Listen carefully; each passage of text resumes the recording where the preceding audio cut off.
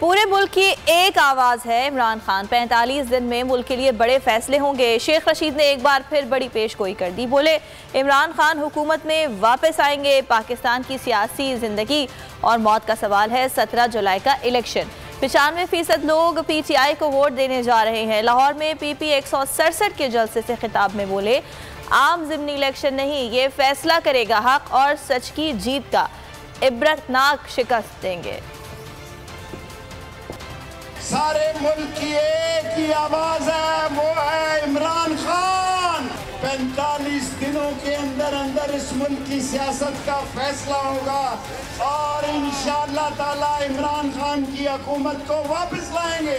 लाहौरी सोता है तो सो जाता है, जागता है तो ऐसा जागता है कि ये 17 जुलाई ये पाकिस्तान की सियासी जिंदगी और मौत का सवाल है। अगर लाहौर वालों अगर आपने कमजोरी दिखाई तो इस मुल्क में कुछ और होगा कि मैं पाकिस्तान के लिए जिंदा रहना चाहता हूं और पाकिस्तान के लिए मरना चाहता हूं।